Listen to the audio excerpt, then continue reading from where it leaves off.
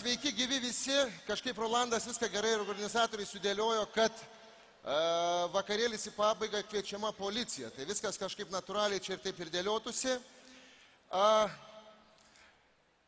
Vardas mano Dalius, pavardė mano Mackel, aš esu tiesiog žmogus su tam tikra profesija dabar. Tai, ką jūs matote skaidriai, tai yra mano pirmoji, turbūt vienintelė nuotrauka, kurią aš turėjau maždaug iki 7 metų, nes buvau antras sūnus šeimoje. Mano vaikystė buvo įprasta, kaip ir kiekvienam iš jūsų turbūt, ir mano istorijoje turbūt vienas kitas iš jūsų atpažinsit save patį. Augau padorioj šeimoje, mama mokytoja, tėtis mechanikas, tais laikais, 76 metai, tai buvo unikali šeima, nes kadangi vienas buvo atstovaujantis švietimo įstaigai, kitas darbuotojų klasiai, augau, buvau mylimas, brendau, viskas su manim buvo gerai, laiku pakrikštytas, laiku atvestas į mokyklą, jau 6 metų buvau baigęs 1 klasę. Kaip man sekėsi mokykloje, kalba apie tai mano mamos išsaugoti dienoraščiai, iš tikrųjų nebuvau negabus, buvau tiesiog neimlus mokslam, nes kadangi buvau ypatingai susižavėjęs savo draugų ratu, kuris mane supo, mes būrėmės į tam tikrą grupę, nes tai buvo naujas mikrorajonas Kaune ir mes užsiminėjom tokiais dalykais, kurie, kaip suprantu dabar, jeigu tai apibrėžtume tam tikrose teisinėse savokose, buvo ne tik nuotykiai, bet mes buvom pakankamai jauni. Man buvo lygiai 15 metų. Ar yra, kam yra 15 dabar? Ja, aš būsiu gerai suprastas turbūt. Mano dienoraštis, tai dienoraštis, kurį mama išsaugojo, aš turėjau dublikatus, nes kadangi nebuvo elektroniniai erdvėjai to dienoraščio, viskas rašydavosi, pažymiai, tie, kurie raudoni, tai yra lemiami. Man nesisekė mokintis, aš tiesiog nesimokinau, nes tuo metu nesimokinti buvo kieta. Neturėti išsilavinimo ir patekti į pačią prasčiausią profkę buvo kieta. Aš labai norėjau būti toks. Bet tą mano gyvenimą asmenį lydėjo kitoji, antroji pusė, kuri buvo namuose. Aš matydavau iš tikrųjų kenčiančią mamą ir savo tėtį, kurie labai daug investavo į mane kaip į žmogų, išleido į gyvenimą, bet aš gyvenau gatvės gyvenimą ir tas man labai patiko, nes tai buvo populiaru, tai buvo madinga, mūsų ir bijojo, mūsų gerbė ir mes buvom iš tikrųjų populiarūs direktoriaus kabinete, nes kas buvo direktoriaus kabinete, tas yra kietas. Ir gėda, ir negėda žiūrėti į šitas pažymių knygeles, bet kadangi tokia yra realija, tokia yra teisybė, man buvo 15 metų, kada aš turėjau apsispręsti, teisingiau už mane tai padarė mokyklos direktorius ir tiesiog buvo kviečiama mama ir tiesiog mane meta iš mokyklos dėl tam tikro fizinio kontakto su direktoriumi, nes kai man buvo 15 metų, aš pagalvojau, kad aš jau galiu pastovėti už save, kad aš jau galiu būti tvirtas vyras, kuris galiu atstovėti ir draugų nuomonę ir mes negalim būti stumdomi. Tai buvo tie laikai, kada buvo populiaru iš tikrųjų fizinę jėgą naudoti prieš mokinius, fizinę jėgą naudoti prieš tuos, kurie nedrausmingai elgėsi ir tai nebuvo išeitis, bet išeitis jiems pasirodė tokia, kad mes buvom iš karto nurašyti. Tai buvo mano tam tikras draugų ratas, kuris supo mane ir mes buvom pakankamai charizmatiški žmonės, mes nedarėm labai nieko blogo, bet mes tiesiog buvom kitokie. Ir tik dėl to, kad mes buvom kitokie, be abejo, tai, ką mes darėm dabar telpa turbūt į baudžiamo administracinio nusižengimo kodekso rėmus ir tai greičiausiai traktuojama kaip negera veika, bet mums tai buvo kaip nuotykis. Ir gyvenimas vystėsi taip, kad iš tikrųjų aš turėjau kažką gyvenime pradėti keisti arba ne. Ir likimo ironija, kad tie draugai, kurie mane supo, iš tikrųjų mes neįsivaikščiojom, mūsų išvaikščiojo, mūsų išblaškė tas gyvenimo likimas, kada vienam kitam patekus į kalinimo įstaigą, į nepilnamečių koloniją, kuri mums buvo pažadėta dar prieš tai, kaip mes pradėjom savo nuotykių karjerą mokykloje. Aš pakeičiau 5 lygiai mokyklas Kaune, nes nei viena mokykla nenorėjo matyti manęs toj mokykloje. Ir aš šiaip netai pabaigiau 9 klasę ir man pavyko po to baigti profkę. viena iš tokių prašiausių profkių, bet man ją pavyko įveikti ir tai buvo įprasta, kad tėvai rūpinasi tavo gerbuviu, bet gavosi taip, kad atėjo ta akimirka, kai antrasis gyvenimas, kuris mane lydėjo, tas, kuris lydėjo blogasis gyvenimas, pradėjo alsuoti man į nugarą. Kiekvienas įėjimas į mano laiptinę, man atrodė, kad atvažiavo milicija. Kiekvienas skambutis į telefoną, kuris buvo stacionarus, aš maniau, kad skambina kažkas iš mokyklos, nes aš pridariau tikrai daug bėdų. Ir aš žinojau apie jas nežinojo kiti, bet mane tai lydėjo, mane tai slėgė. Ir taip gavosi iš tikrųjų, kad man pasisekė ištrūkti iš to liūno mano brolio dėka, kuris mane sugundė, sako, Daliau, ar tu nori važiuoti į užsienį?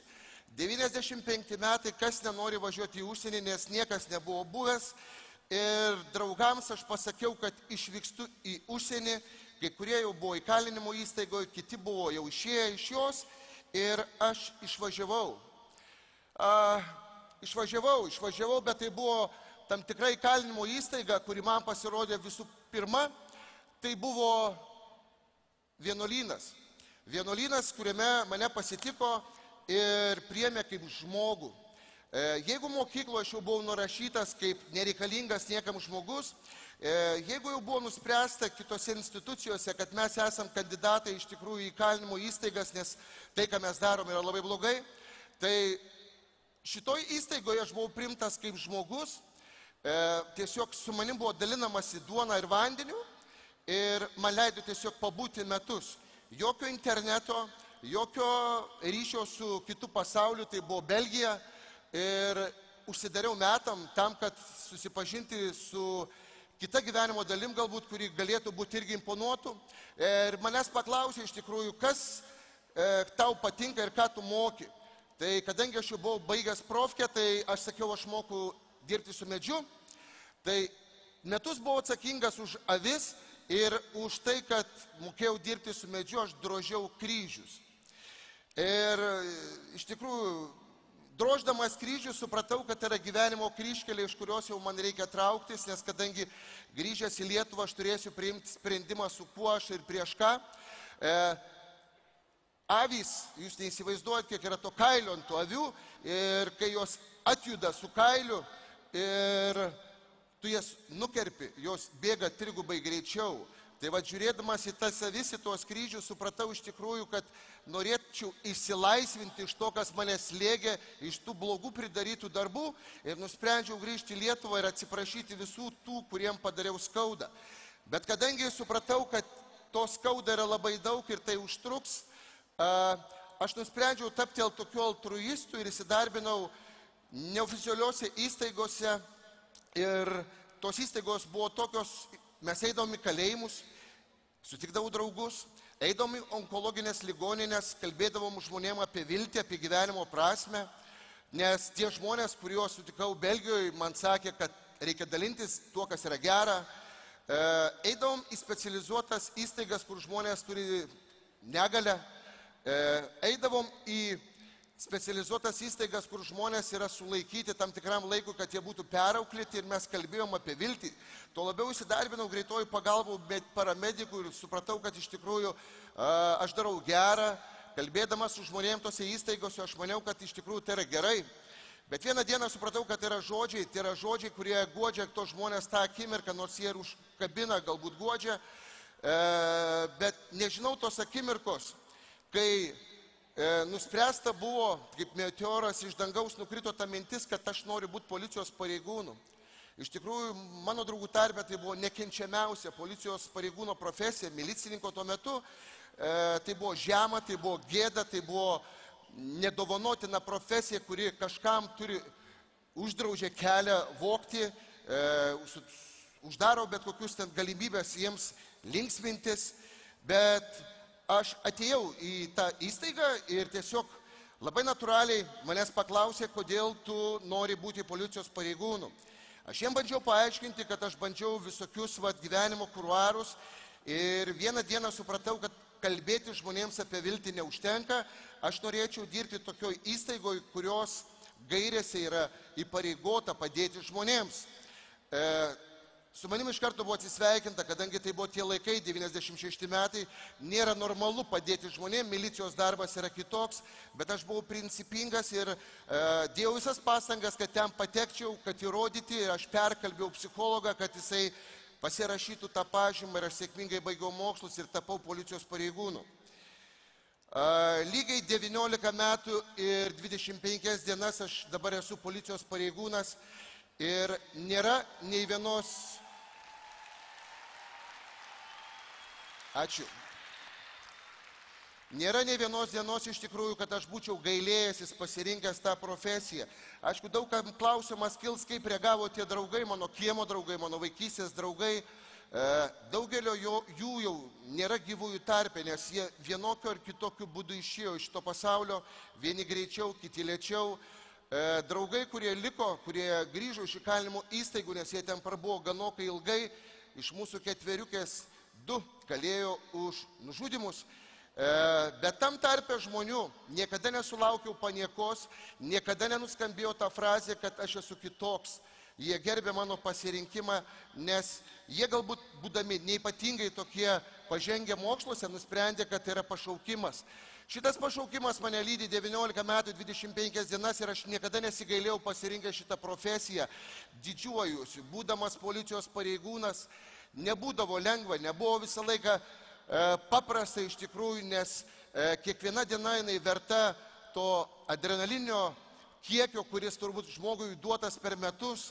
Kiekviena naktis yra prasminga, kiekvienas susitikimas su žmogum yra įsimintinas. Ir visą laiką galvojau iš tikrųjų, kad tam, kad būti gerų policijos pareigūnų, reikia turėti didelis raumenis ir gerai šaudyti, bet iš tikrųjų turėdamas raumenis, tu gali pakelti žmogų, bet tu niekada neturėdamas, jeigu tos didelės širdies raumens, niekada nepasimsi iš jo bėdos. Be galo džiaugiuosi dirbę šitą darbą, dirbęs todėl, kad jau 2 metai, čia kitas mano toks, dienynas, kuris gaunasi kaip pažymių knygelė. Baigiau pedagogikos psichologijos žinių kurso programą, baigiau teisės bakalaurą tam, kad galėčiau ateiti į tokią įstaigą kaip policijos mokykla tapti dėstytoju, nes po 19 metų ateina ta akimirka, kai tu suvoki, kad tai, kad tu sukaupiai, o sukaupiai tikrai daug, reikia atiduoti. Reikia atiduoti tiems žmonėms, kurie ateina dabar dėl jūsų, dėl mūsų visų saugumo. Lietuvos policijos mokykla, jinai ruošia ne tik žmonės, kurie ketina būti policijos pareigūnais, lygiai taip pat mes dėstome tiems, kurie jau dabar dirba policijos pareigūnų gretose, tam, kad jie įgytų tam tikrą kvalifikaciją ir būdami tol, kol jie bus pareigūnai, galėtų visą tai, ką išmoko, pritaikyti savo praktiniam gyvenime. 2 metai esu profesinės taktikos skyriaus vyriausias specialistas, dėstau labai įdomius dalykus, tie, kas yra susijęs su gyvenimu. Galbūt teorija, kuri niekada nebuvo man įdomi, aš tik tada, kada pradėjau pats mokintis teisėjai, suvokiau iš tikrųjų, kad ta teorija yra toks mašinistas, kuris tempia visą praktikos bagažą. Tai tokia maža istorija apie tai, kas vyko mano gyvenime. O mano gyvenime vyko keli etapai. Aš gimėte jūs, mes vienaip ar kitaip formavomės savo tam rezervuaruose, mes kaupiam vienokią ar kitokią informaciją. Vienaip ar kitaip mes bandėm būti savimi arba nesavimi, arba vaidinti ne save. Sunkiausias momentas turbūt buvo man pripažinti tai, kad aš vedmainiavau pats prieš save. Kad iš tikrųjų gerumo manyje daugiau negu tų blogio, bet aplinka darė savo, aplinkai dariau įtaką aš pats. Ir dirbdamas policijos pareigūnų suvoki vieną paprastą dalyką, kad iš tikrųjų pamatai labai daug šeimų, pamatai labai daug įvykių, pamatai labai daug atsitikimų. Ir jie labai būna panašus į mano gyvenimo atsitikimus. Ir moralas būtų labai toks paprastas iš tikrųjų, kad pasirinkdamas policijos pareigūno profesiją, nes aš gink Dieve, aš jūsų tikrai neraginu stoti į policijos mokyklą, nes jūs tikrai nerasite tokios profesijos už tokius pinigus, kurius kiekvieną dieną rizikuotumėt savo sveikatą ir gyvybę, rizikuotumėt savo šeimos gerovę, savo ramybę ir savo poilsių. Tai yra labai sudėtinga profesija, tai yra atsakomybės reikalaujanti profesija, kaip ir visos kitos profesijos. Tik vienintelis dalykas turbūt šitoj profesijoje yra labai svarbus, tai yra pašaukimas, nes šitoj profesijoje tu atiduodi savęs labai daug, o grįžta atgal apčiuopiamo labai nedaug. Bet tai, kas grįžta neapčiuopiamo, tai yra vertingiau už bet kokį turtą, už bet kokią loteriją. Kada tu laimingas matai žmogaus akis, tai yra vertybė. Ir vertybių skalė policijos pareigūnų gyvenime ypatingai turėtų būti svarbi, nes policininkas yra žmogus, jūs tie žmonės, kurie turbūt turite susitikimų ir turėję kažkokį kontaktą su policijos pareigūnais. Tai vienintelį dalyką, ko aš jums palinkėčiau iš tikrųjų, kad jeigu jūs kada nuvertinsit patys save arba nuvertins jūs, nesustokite prie to. Blogiau yra sustoti ir eiti atgal, negu sustojus pakilti eiti į priekį. Kartais bus labai sunku ir labai gėda, bet kartais to labai reikia. Ir iš tikrųjų tikėjimas ir darimas tuo, ko tiki, tada veda iš tikrųjų į rezultatą. Ir kaip kažkuris yra rusų klasikas pasakęs, kad svajokite labai atsakingai, nes svajonės dažnai išsipildo. Ačiū. Palaukit, nepabėkit, ateikit dar. Dalius nemažai kalbėjo apie tikėjimą, ar ne? Ir aš noriu jūsų paklausti, ar buvo jūsų darbo metu toksai įvykis, kai į jūs buvo atstatytas ginklas kažkoks, tai šaltasis ar šaunamasis ir pradėjote skaityti jau poterius? Poteriai kažkaip natūraliai turbūt jie kaip pagrindas, nes mes turim tokią tradiciją. Kiekvieną kartą mes tarnybą pradedam arba kalba, arba malda. Tai čia yra toks, bet... O kaip jūs, ar buvo toks įvykis, kad, reiškia, gyvybė kaboja ant plaukų jau visiškai? Ne kartą. Kaip jūs reaguojate tada, kaip jūs elgitės? Reagavimas atsiranda tik tada, kada grįžti, atsiguli lovą ir supranti, kas tai buvo. O kadangi tai yra automatizmas, ką tu darėjai, tai tu tai reaguoji kaip policijos pareigūnas, ne kaip žmogus. Bet jausmai ateina po to. Supratau. Ačiū Jums labai, malonus pranešimas. Dar kartą palaikykim karštais plojimais.